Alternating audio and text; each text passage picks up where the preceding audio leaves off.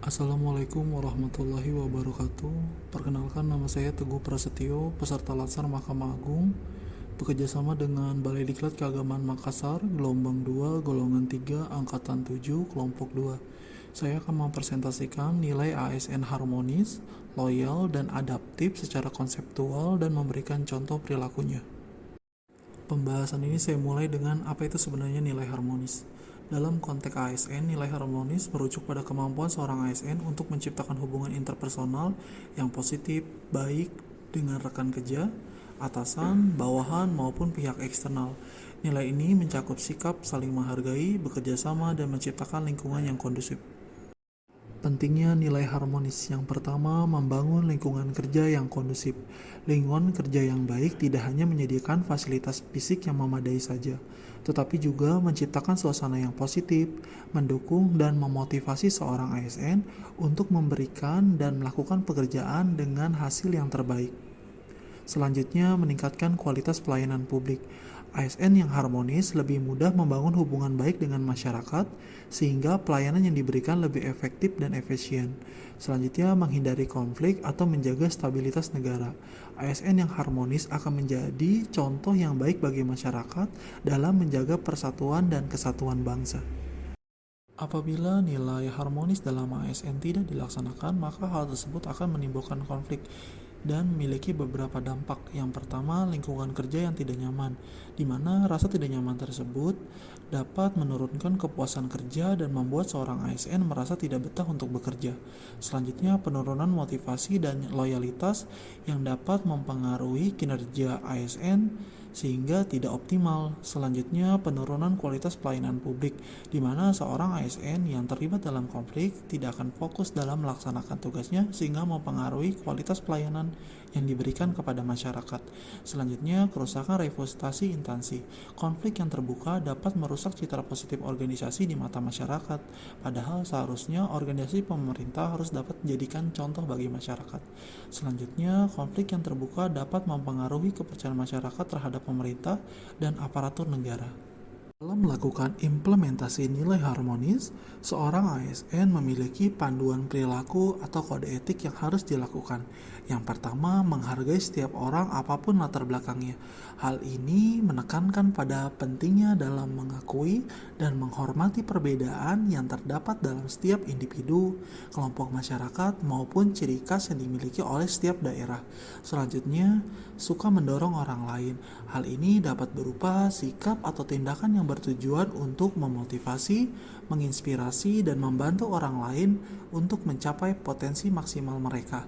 Selanjutnya, membangun lingkungan kerja yang kondusif, berarti menciptakan suasana kerja yang nyaman, produktif, dan mendukung pertumbuhan baik bagi individu maupun instansi. Berdasarkan uraian sebelumnya, dapat ditarik suatu contoh ataupun implementasi dari nilai harmonis yang dapat kita laksanakan sehari-hari dalam bekerja. Yang pertama, menghargai keberagaman. Yang kedua, membuka diri dan berbaur dengan yang lain.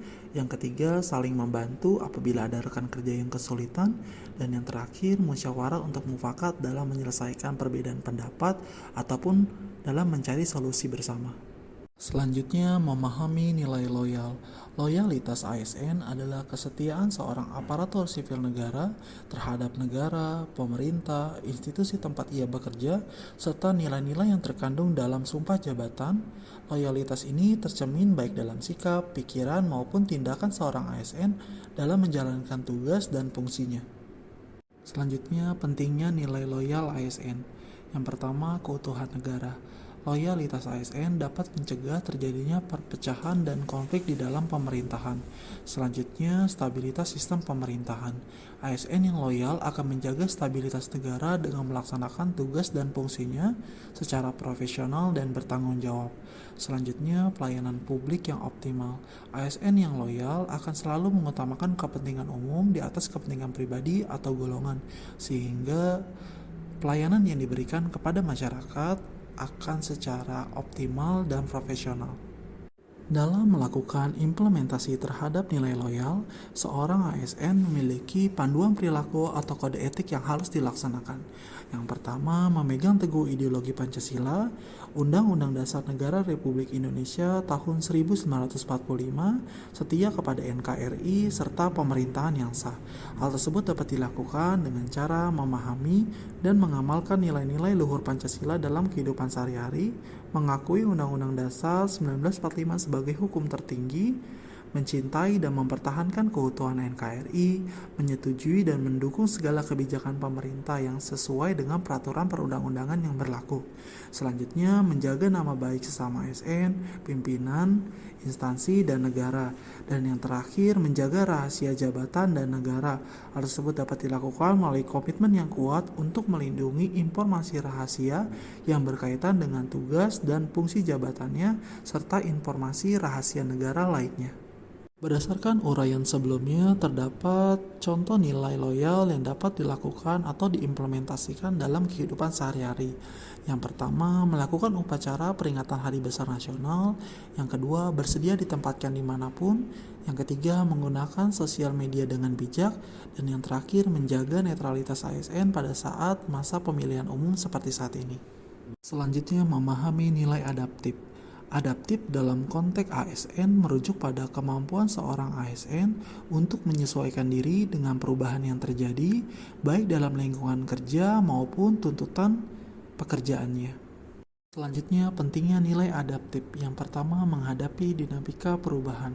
ASN dituntut untuk menguasai teknologi informasi yang terus berkembang pada saat ini agar dapat memberikan pelayanan publik yang efektif dan efisien. Selanjutnya, meningkatkan efisiensi kerja. Kemampuan untuk menyesuaikan diri dengan perubahan yang cepat, baik dalam teknologi, kebijakan, maupun tuntutan masyarakat, menjadi sangat penting bagi seorang ASN, sehingga dapat memberikan pelayanan publik yang optimal dan sesuai dengan yang diharapkan oleh masyarakat. Selanjutnya, kebutuhan masyarakat yang terus berkembang. ASN yang adaptif mampu memahami perubahan yang terjadi di masyarakat, baik itu perubahan sosial, ekonomi, maupun teknologi. Pemahaman ini memungkinkan mereka untuk mengantisipasi kebutuhan masyarakat di masa depan. Dengan memahami kebutuhan masyarakat yang terus berubah, seorang ASN akan terus termotivasi untuk mengembangkan inovasi-inovasi baru dalam memberikan pelayanan kepada masyarakat. Dalam melaksanakan implementasi terhadap nilai adaptif, seorang ASN memiliki panduan perilaku atau kode etik yang perlu dilakukan. Yang pertama, cepat menyesuaikan diri menghadapi perubahan. Hal ini adalah kemampuan seseorang, dalam hal ini seorang ASN, untuk dengan sigap dan efektif beradaptasi dengan situasi baru, tantangan yang tidak terduga, serta perubahan yang terjadi di lingkungan kerja, kebijakan, teknologi, ataupun tuntutan masyarakat. Selanjutnya, terus berinovasi dan mengembangkan kreativitas.